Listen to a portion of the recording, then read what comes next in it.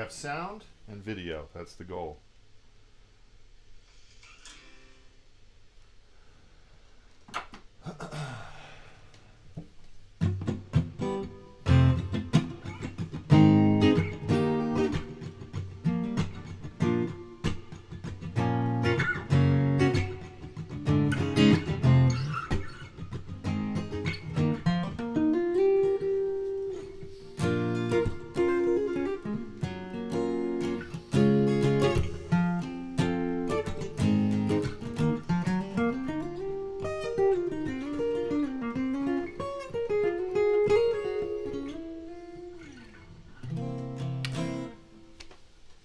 Hey everyone, welcome to MT Guitar. Today we're doing a live stream. Haven't done one in a while. It's been kind of a crazy few months. And the last live stream we did was the 10K celebration.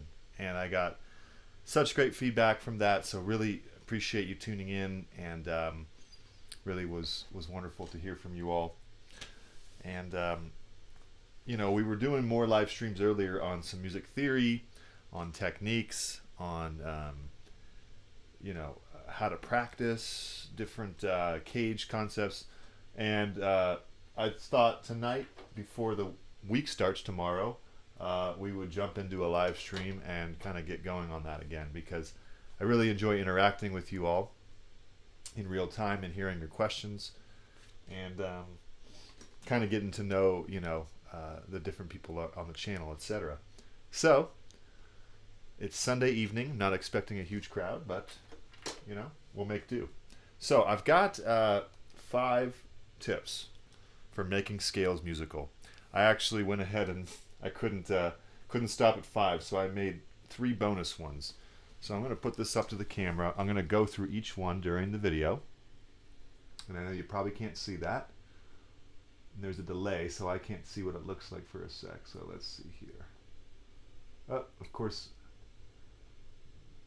might be a little difficult to see, but there's 5 here, and then there's 3 bonus. Okay, so not to worry. I know that I didn't do a great job showing that in the camera, but I do have the ability to go through each one of these, so I will. And I'm going to post this lesson on the Patreon at the $5 a month level, and you know, you're welcome to check that out.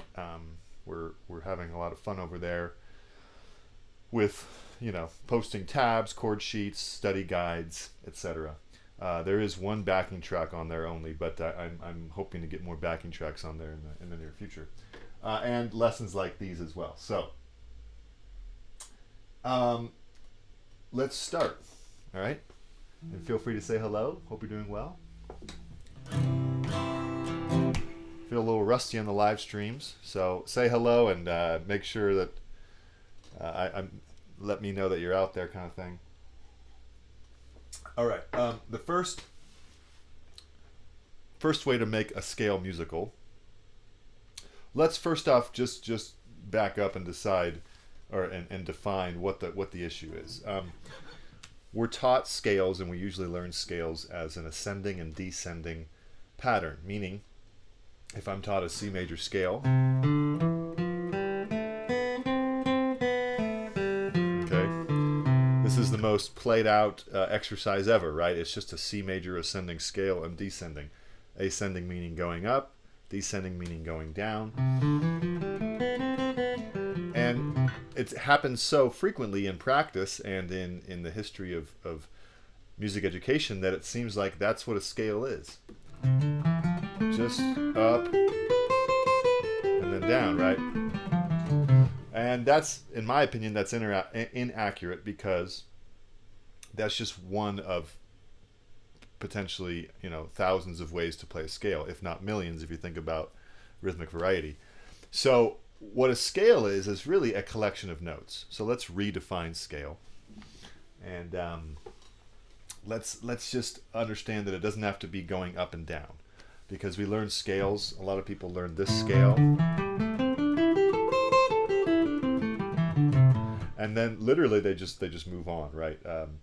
I teach privately, and you know, I have some beginners and intermediates, even advanced, And they might know this scale, but it's not like they understand how to use this scale in a way that they're happy with, right? And that's normal. I mean, we're always trying to improve. But this scale is sort of a good starting scale because it's a nice pentatonic scale that's not too difficult of a pattern, but we learn it going up and down. So we need to understand that a scale is actually a collection of notes, and we can approach it any way we want. All right, so how do you do that? Well, that's what I'm going to talk about. One way is, number one here on my whiteboard, is to use patterns. All right, is to use patterns. Number one has three things. So let me talk about the first thing. So patterns would be breaking up the scale so we're not just going up and down only, right? And we want to basically create vocabulary and muscle memory that is apart from just going up and down. Because if you just go up and down, you'll start to sound like that when you play. And you'll also be lost when you're not doing that, because the mind remembers these notes only in terms of starting from the bass. It only knows how to get here. When I say it, maybe your mind or your fingers only know how to get here because you started from here, right? And that's a problem, obviously. So what we want to do is we want to create patterns that will get us out of that. I took a college course at Santa Rosa Junior College, where I'm from in Northern California, when I was, 18, 19, 20, just getting going with jazz. I had been playing in bands for the last year or two. I had written an album. I had been, writing songs, but really I was just getting going with more advanced style of playing. And one of the first patterns I learned was from Bennett Friedman, who was the jazz improv teacher, and I think he still is there. And it's basically just going up 4 notes and then starting on the second note of the pentatonic scale. Now, he wasn't playing this on guitar, he was doing it on saxophone, right?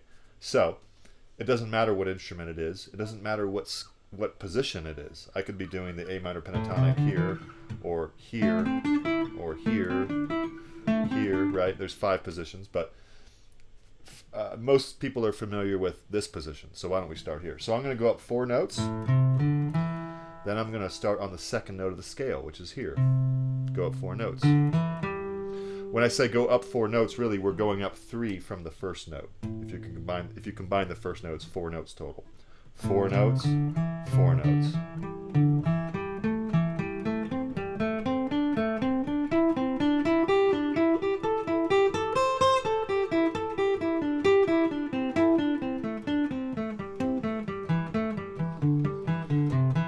Now, Bennett said that he practices that scale every single day, and he has for the last 30 years. So we'd hear him. I would be in my piano proficiency class or my music theory class, and I'd hear through the walls, saxophone.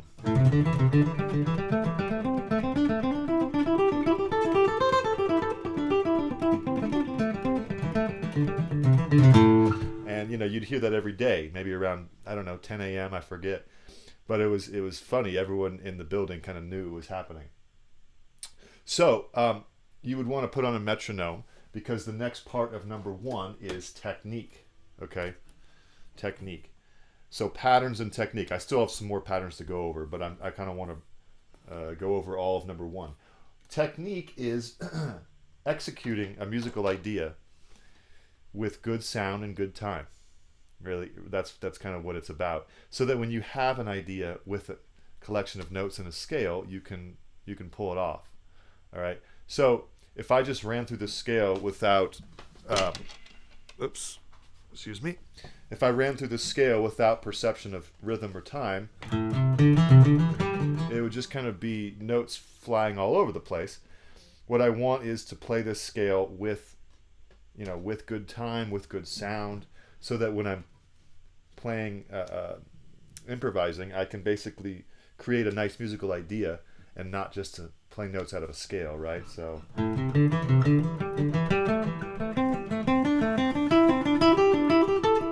really trying to pay attention to my rhythm,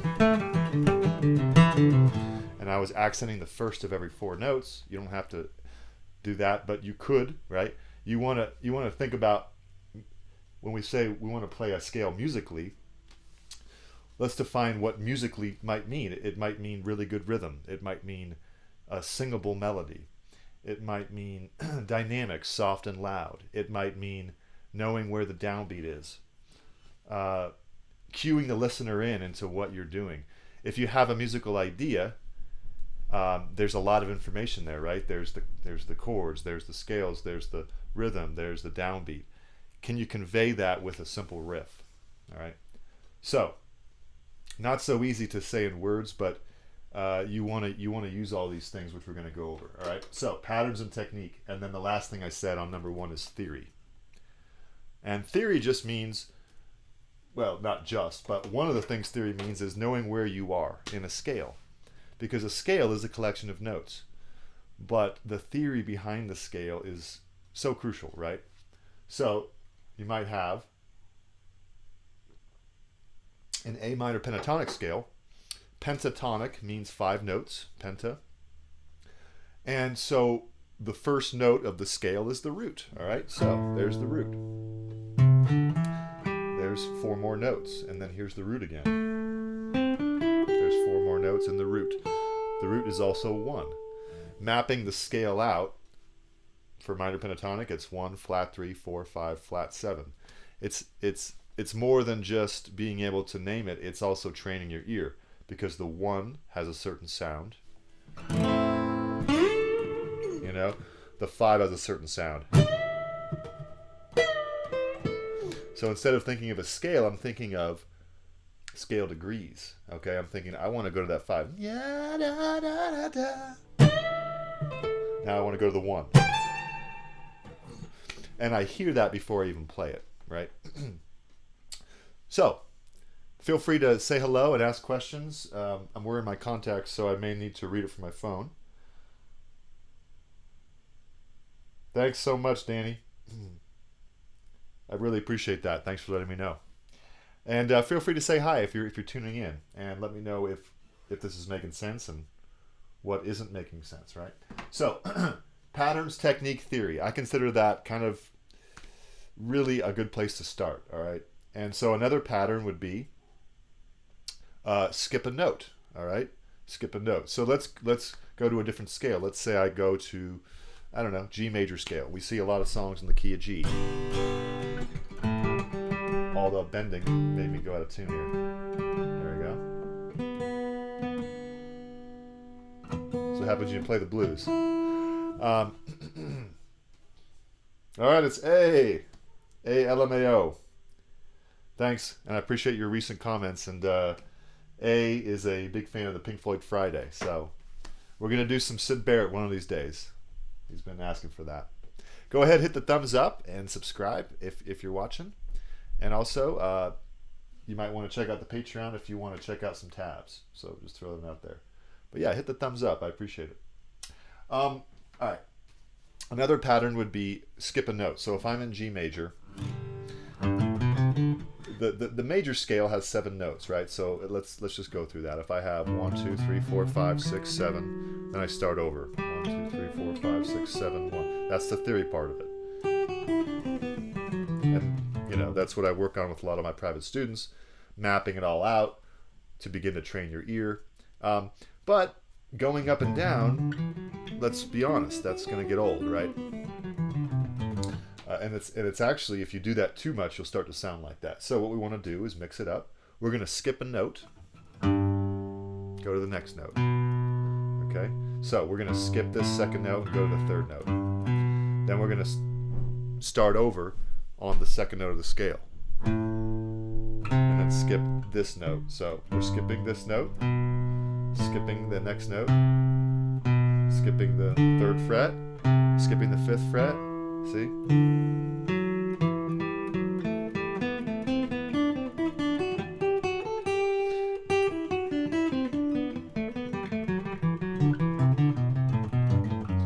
I remember in choir that was a exercise called Bumblebee. It was like bumblebee, bumblebee, bumblebee, bumblebee, bumblebee, and it was it was a singing exercise, right? Because all singers have is melody. They don't, they don't really have the ability to play chords. So we, as guitarists, we want to think of as melodies as well. Is that a word, melodies? Melody makers. Excuse me. All right. Hi there, Peter. Appreciate it. So, excuse me. Whoa. So that's another pattern. What you can do is you can also, besides skip a note going up, you can skip a note going up and then reverse the second half and go down. So it would be first, third, fourth, second as far as the notes of G major. Here's the first note, second note, third note, fourth note. I'm going first, third, fourth, second. Or in terms of scale degrees, 1, 3, 4, 2.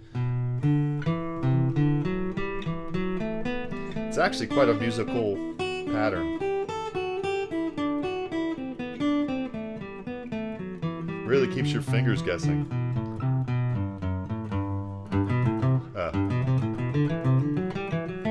Actually sounds like a beautiful classical piece or something.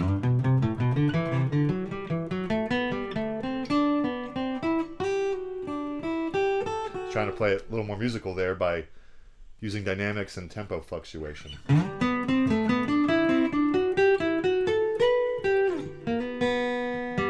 Then your fingers, you want to keep your fingers guessing, right? You want to keep your fingers unsure of what's next. Because then you're ready for anything, all right? So patterns, technique, theory, number 1. I have posted some patterns on the channel and on the Patreon. I'm planning to do, more of that. I'm a big believer in patterns, probably because I love jazz music is one of the reasons, and jazz musicians swear by patterns. Otherwise, it's kind of like you're not preparing for your solo, right? A lot of our rock guitar heroes practice patterns all the time as well. So you can practice it with any scale, right? Patterns, technique, theory. Okay, you guys ready for number 2? Okay, now that's really a lot right there. So a lot of this is meant to be sort of an interaction with you all to introduce these ideas. And I'll do more detailed lessons on each of these, in the time to come, that are pre-recorded, right, where I can edit some screenshots in there and make it more clear. But this is just meant to blanket you with some ideas of things that we can explore later. All right, so number 2, slide, get lost, use your ear. Forget patterns, shapes, etc. Okay? And, I've been teaching privately for about 17 years. And this is something that kind of catches my students off guard a little bit, probably because it's not maybe the most teacher thing to say in terms of what you would think. But what I recommend is that, you do things kind of in a theoretical way where you analyze where you're at, you know the scale degree, you know the shape, you know the pattern. This is my first pattern, that's the other pattern, this is the C shape, etc. It never ends, right? Then, at a certain point, you just say, you know what, the hell with it, forget it, I'm just going to get lost on purpose. And there's a certain joy in getting lost, right? If I have a G major scale, but I start just using my ear, maybe start sliding around. I don't even know, I know now, but when I was like a teenager, I wouldn't even know, am I still in G major? And then I might have to do some research and realize, yes, I am. I'm still in G major. But there was some time where I was just floating around the fretboard.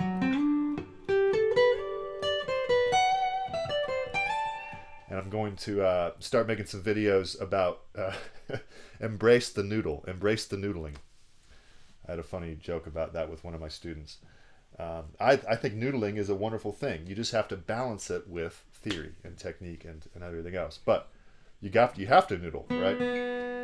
So noodle, but noodle in a way that's don't only noodle for the rest of your life. You know, you want to also practice theory.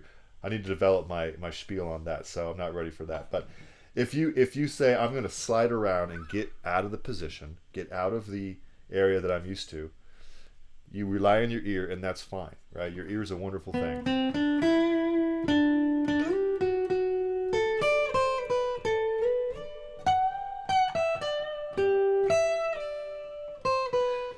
And you'll find that you'll start using fingers that are not recommended by any shape or pattern, including mine, right? Because you'll create your own fingerings, your own shapes, your own patterns, your own slides, right? I like to slide from the 2 to the 3. That's one of the things I developed. And I wouldn't say that I necessarily learned that from any system or any book. I just was getting lost for a while, and eventually, when I slid from the 2 to the 3, or maybe from the 6 to the 8, or from the 5 to the 6, I just realized where I was.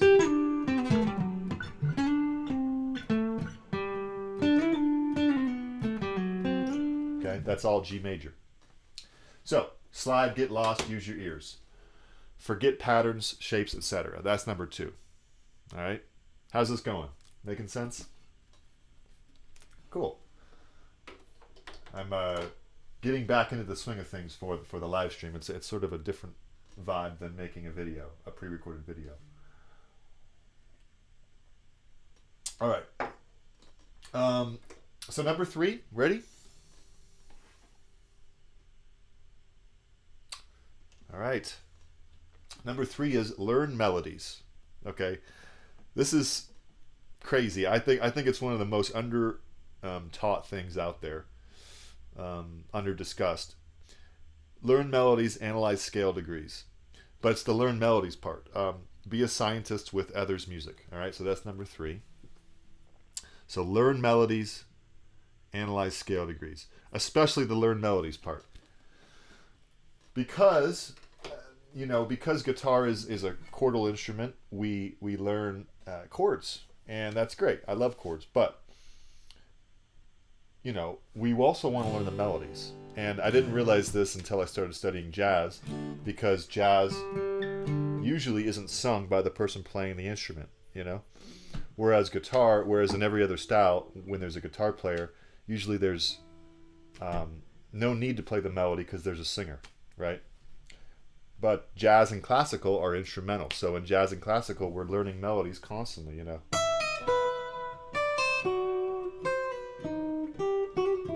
Or,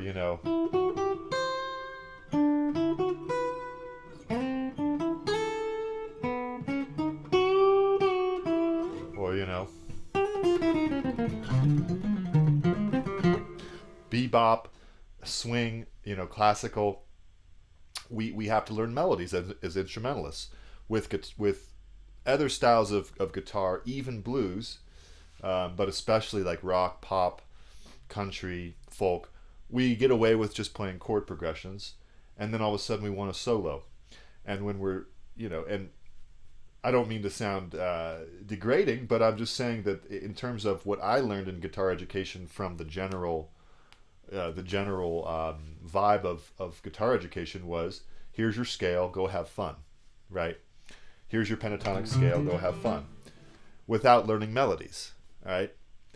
And I'm not even talking about guitar solos, which I'm going to get to, but I'm talking about the melodies of songs. Because if we look at our favorite songs, whether they're Pink Floyd, Grateful Dead, Bob Dylan, Eagles, whatever floats your boat, it's every song you can think of has a melody, unless it's a certain electronic style where it's just ambient sounds. But 98% of songs that we think of have a melody, and we rarely are taught the melody. And I'm guilty of this too as a teacher. I should probably focus on this more when I teach, but we can learn the melody of a song. So if anyone wants to think of a song, I'll play the melody for it, and I'll show you how we can relate that to a scale. So go ahead, let me know any song you have in mind, and hopefully I'll know it. Make it a popular one if you don't mind. And by ear, I'll hopefully be able to play it, the melody, and then I'll show you how we can use that to inform our own playing with scales, okay? So I'll give you 30 seconds. Give me your best shot. Any song. Of course, I can probably think of some, but I guess I'm feeling a little lazy right now. I'm not thinking of any songs. Or I just want to interact with you, both. Okay.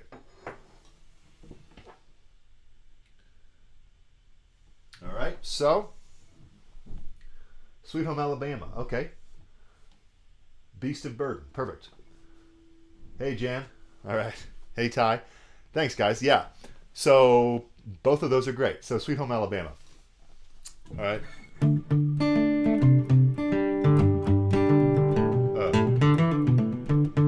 Right. We know that's the riff, and you might learn that riff, but what about the melody? I doubt a lot of YouTube teachers, including myself, are teaching the vocal melody.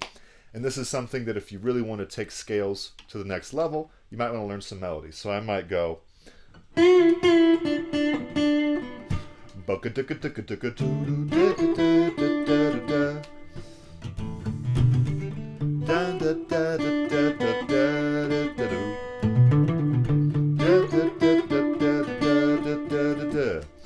Right? Sweet home Alabama, where the skies are so blue. So the melody is quite simple, right? It's a D major pentatonic as the source, or D major, and it's playable anywhere. That's the beauty of the guitar neck. I could play it here. You know, Muscle Shoals has got the Swampers, and they've been known to pick a song or two. Now this, I'm sliding, and that was one of my earlier points, is you can slide between the positions. So I'm not even playing it in any shape. I could play it in like, say, a C shape. Or I could play it in an A shape. Right? Or whatever. I can play it in any shape. And then I can analyze the scale degrees. 3, 2, 1, 3, 2, 2, 1, 1, 6, 1, 5. And then when I'm soloing over this song, let's say I loop, you know,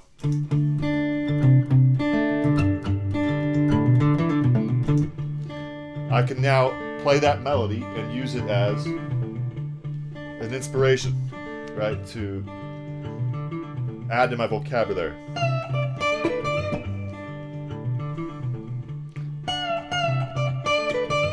And it sounds pretty musical, right? Now I can go from there and use that rhythmic thing as a theme.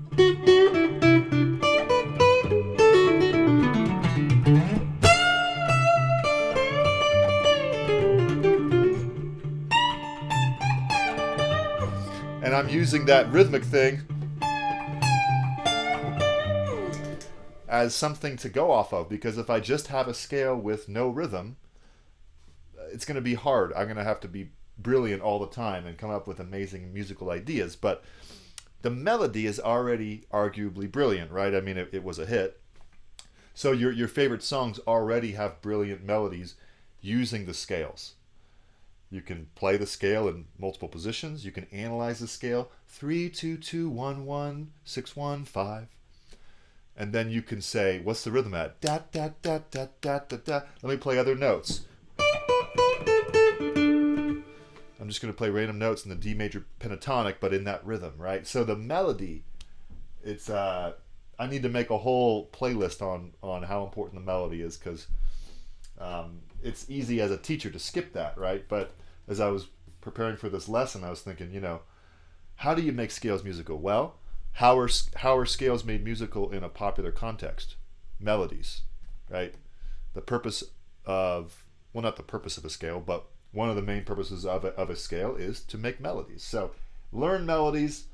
If you don't know how to learn melodies, you can find sheet music for it, right? You can join my Patreon, where I'll start doing that more. But you can also just try to use your ear and transcribe it, sing it, and then try to match the note on the guitar. It's a great way to train your ear. And I wrote in parentheses, be a scientist with others' music, because they've already written it. You're not going to ruin it by analyzing it. You might as well learn what they've done with it, right? Okay? So, all right. Thanks, guys. All right, so then Jan said Beast of Burden. All right, I haven't heard this song in a while.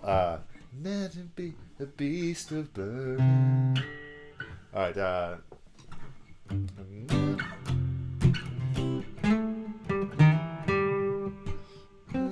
Never be. Man, I'm blanking on the chorus melody. So let's listen to the chorus melody for a sec. Beast of Burden. This is fine. I've done a whole live stream where I transcribed songs that were requests, so they'll demonetize me, which is totally fine. So Beast of Burden. My computer's freaking out because now I'm running all these programs, but that's all right. So let me listen to this chorus for a sec, and then we'll talk about the scale that's being used.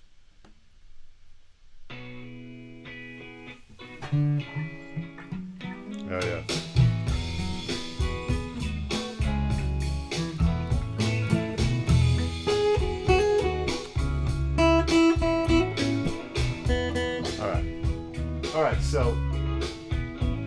All right, good. So, I just had to remind myself of the song. So, never, never,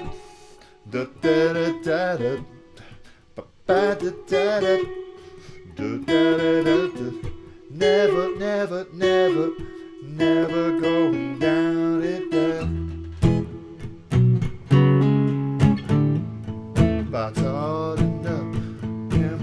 Now you don't need to be a singer to do this. It does help a little bit, but so I don't know the lyrics, so excuse me for that. But wow, it's the same melody, scale degrees as "Sweet Home Alabama," although much different song. But da da da da do da da da do da da da do da da da. Never, never, never, never going down. And then the chorus is similar to that. I'll never be your beast of burden.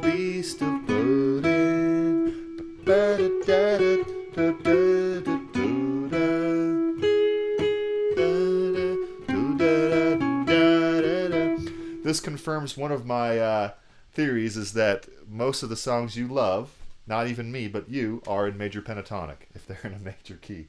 Singers love major pentatonic because every note sounds good. And so we want to learn major pentatonic, not just minor pentatonic. So I would learn this scale, I learn this melody, and I would notice how it fits into the E major pentatonic scale. You know?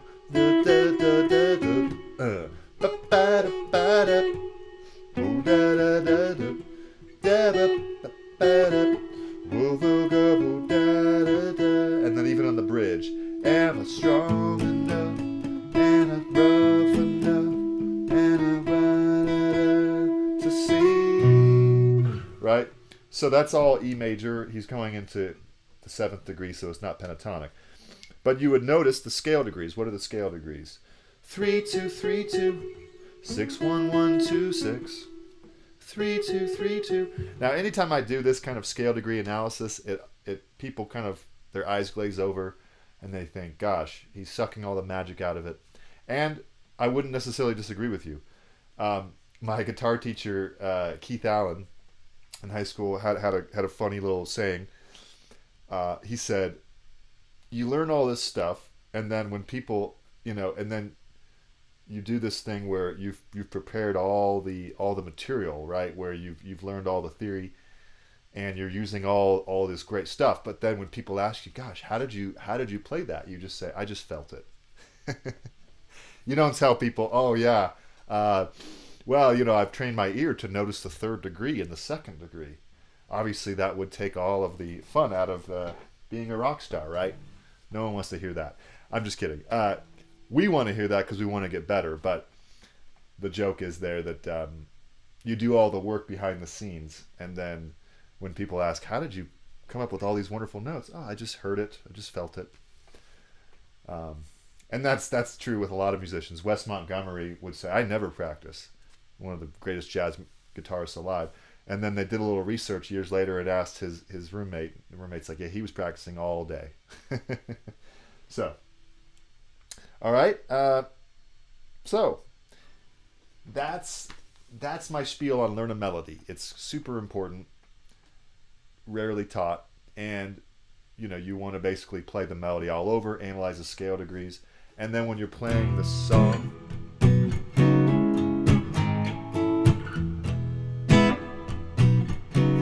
you can throw that into your solo,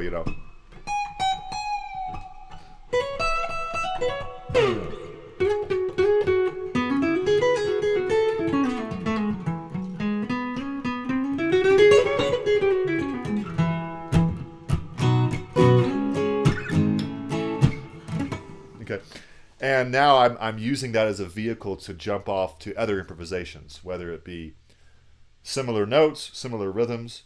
Maybe it's different, but somehow the melody, playing the melody on the guitar, informed my ear and fingers to go from there. Okay, and that's what learning jazz tunes does as well. It'll give you vocabulary to riff off of. All right. Okay, I think that was clearish. So let's go to number 4. Sometimes I perform during these, but I think I'll just keep it to strictly a lesson, if that's cool with everybody. And then other times I'll break it up with a little more casual playing. But I kind of want to get through this because I'm excited about it. Record your own riffs and melodies.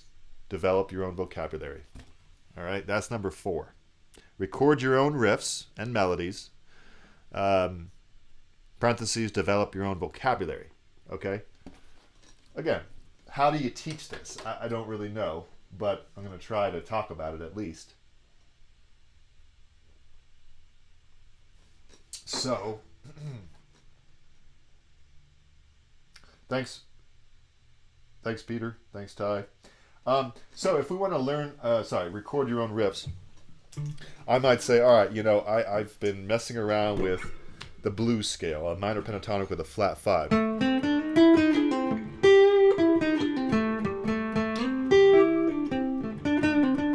I've been sliding around, switching positions.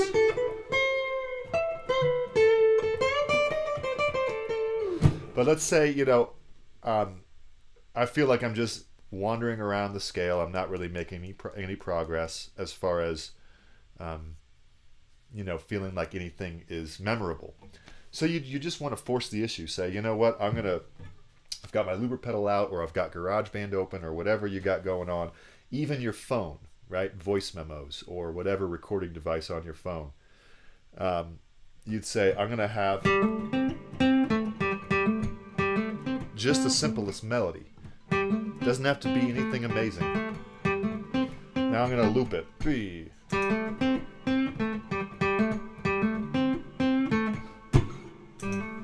Okay.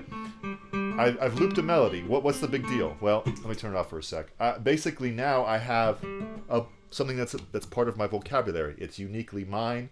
I didn't learn it from a song. I didn't learn it from a book of riffs or solos. This has a lot of information. It's got rhythmic information. It's got hammer-ons. It's got a slight bend on the flat 3, right? There is a sound to this. Now I'm going to maybe analyze that. Flat 7 to 1 to 3. There's only 3 notes in this riff. So now I can hear that play back and say, okay, that's flat 7 1, flat 7 1 3, or flat 3. Now I can create a harmony to it. All right, I can create a harmony to it, which might sound a little crazy, but let's try it out.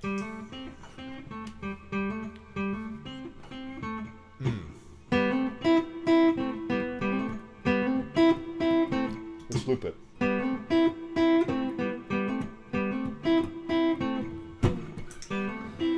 Alright.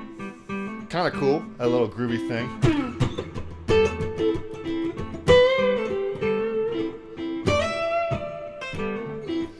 Now, it's almost like, okay, you probably were thinking as I was doing this, oh, okay, I see what he's going to say. You're creating these riffs from a scale. Yes, but another thing that's happening is it'll inspire you to play the scale in a different way, because now you're getting feedback from an external source, which kind of happens with backing tracks. But now you're making your own backing track. You're composing a riff or a melody or chord progression. But let's keep it with melody. So you're composing a melody that's being played back.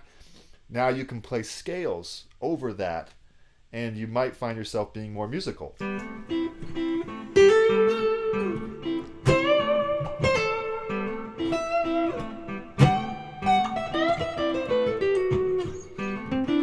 I'm liking Dorian mode on this.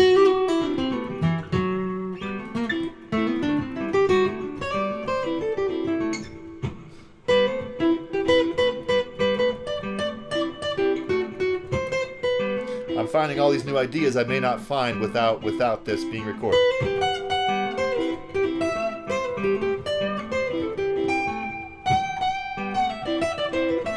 Patterns.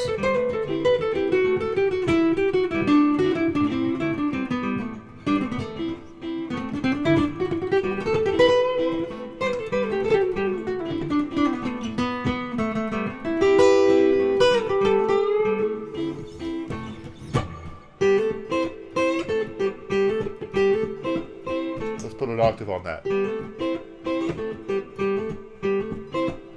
Let's put a third harmony on it. Whoops. A third harmony. Might as well.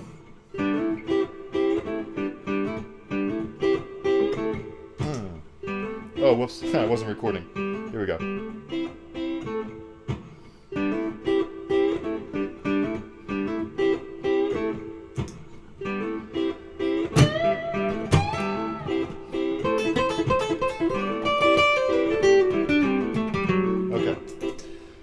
So I'm exploring the scale and having fun. Obviously, I'm not gonna save this for my next hit or anything, right?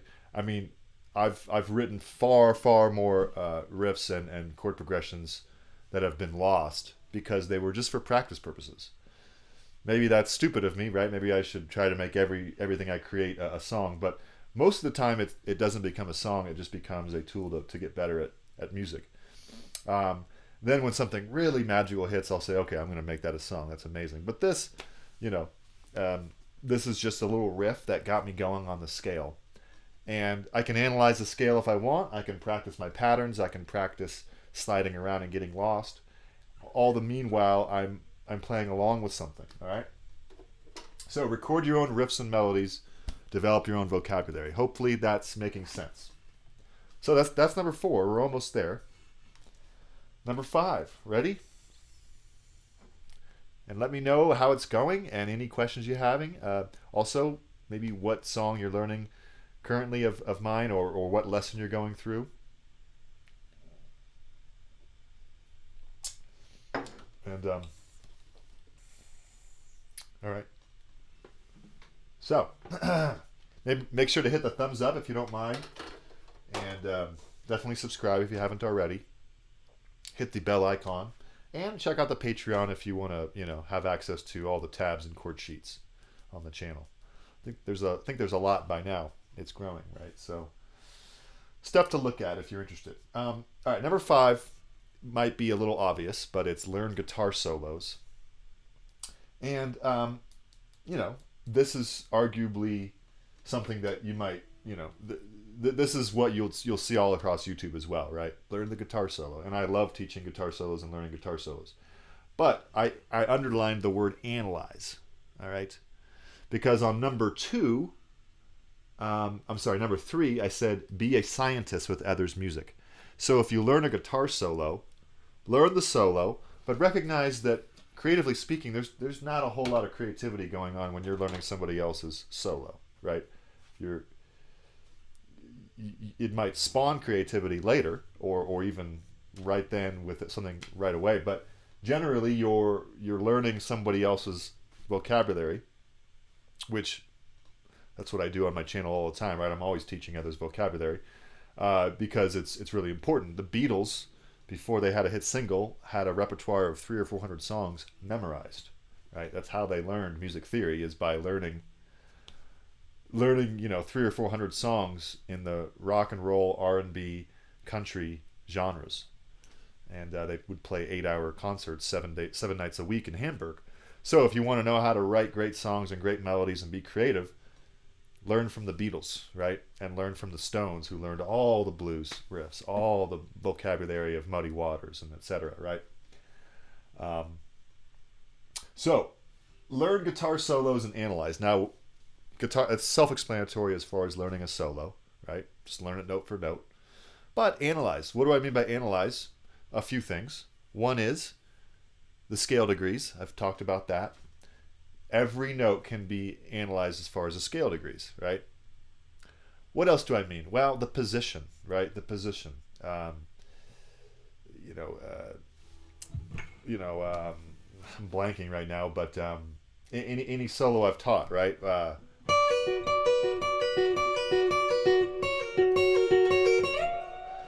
Okay, I know the Eagles don't like when people play their music, so probably get mad at me for doing that. But that was a solo from Hotel California. And I'm in position 1 of minor pentatonic. Now, I may go a long time without knowing that, I'm playing the solo, but I might not realize that, hey, that's the position right here. So by analyzing that. Now, what about this? Well, this is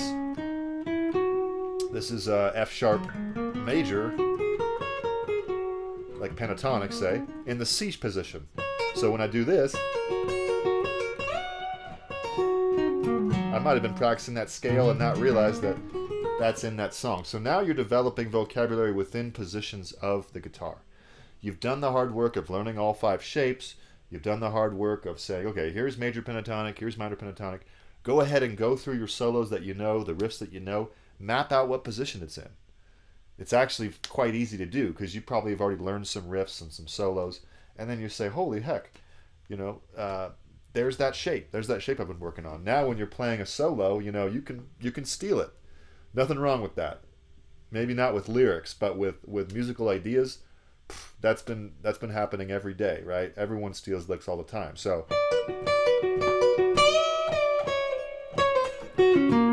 I just botched that, but you know what I mean?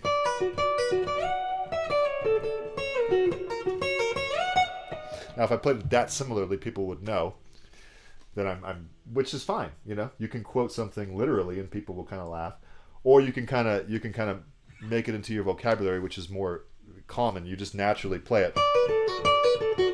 Man, I'm really out of tune. It's that bending the E string. It's distracting me. Sorry. So you learn these riffs and solos in positions. All right. All right. Hey, Liam. Thanks. Mia. Boston Peace of Mind solo. Oh, yeah. I think I did that solo. I've done that lesson. It was over a year ago, so I forget it. But, take a look ahead. Yeah, I forget it. But I did teach that solo. And I don't know if I used acoustic. I might have used electric. All right, so that's number 5. You ready for the bonus? All right, bonus 6, 7, and 8. We'll probably end soon. But here's 6, 7, and 8. You probably can't read that. Dynamics is 6, 7 is contrast, and 8 is rhythmic variety. Dynamics, contrast, and rhythmic variety. All right. So we'll define those and we'll probably wrap it up. So good to see everybody. Dynamics would be basically the simplest way to describe it is soft and loud. Okay, so it's really powerful stuff because with music we have volume. That's pretty obvious, right? And we're always changing the notes and the chords, but what about changing the volume?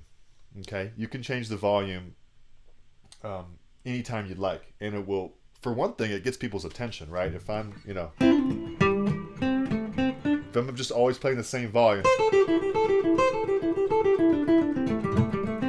it's like, okay, we get it, So what if I did similar type of material, but I changed the volume?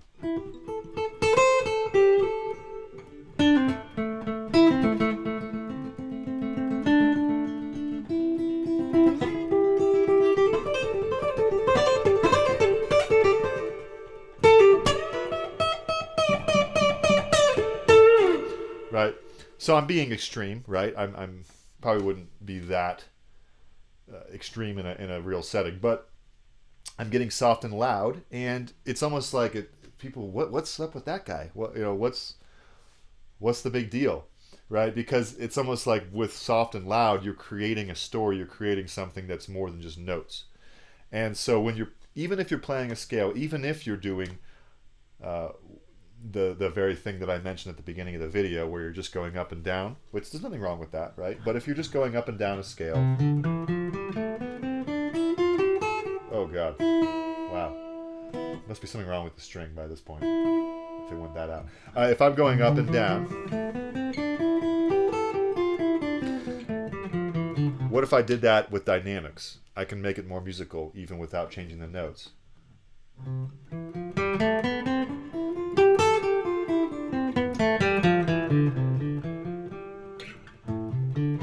How about C major pentatonic? It's more interesting. I mean, we can't argue that. I don't know if it's necessarily helping my note choice because I'm still playing up and down, but I'm creating some level of intrigue, drama, story, arc, right?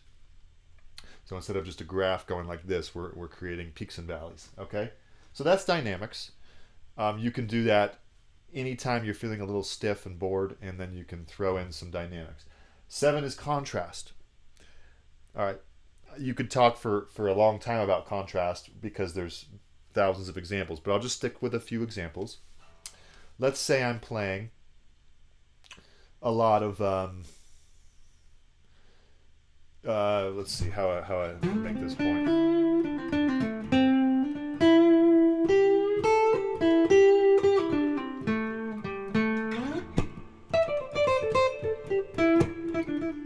All right, let's say I'm playing notes that sustain, and they're all, you know, like sort of flowing. Very, very singable. But I need something different. I want to contrast whatever that is. Maybe I'll contrast the position. Maybe I'll contrast the rhythmic duration. Maybe I'll say, I want to, well, not the rhythmic duration, the articulation. These are all legato, flowing. Now I'm going to do staccato.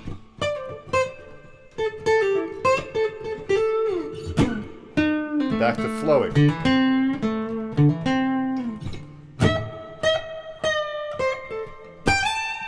Right? Flowing. Staccato and short. Okay. What about rhythmic duration? Let's say I'm playing a lot of eighth notes. So 1 and 2 and 3 and 4 and 1 and 2 and boom boom bum bum bum bum bum bum bum bum bum. Just an A power chord for the backing track. So I'm going to play eighth notes. But now I want to have rhythmic contrast, so I'm going to play something. How about triplets?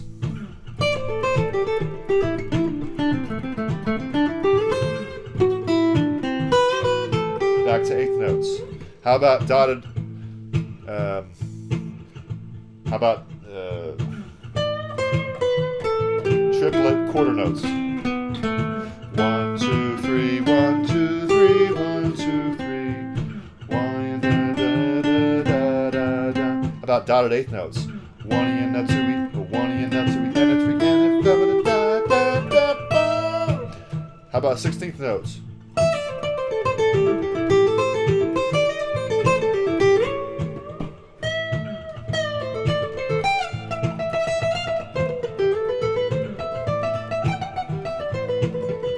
Now I want to contrast it with some eighth notes.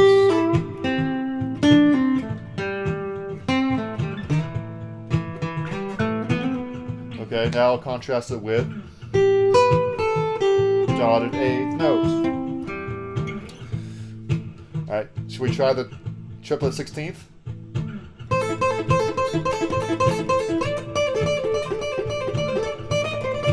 Yeah, 1 2 3 1 2 3 1 2 3 1 2 3 1 2 3 1 2 3 1 2 3. Okay.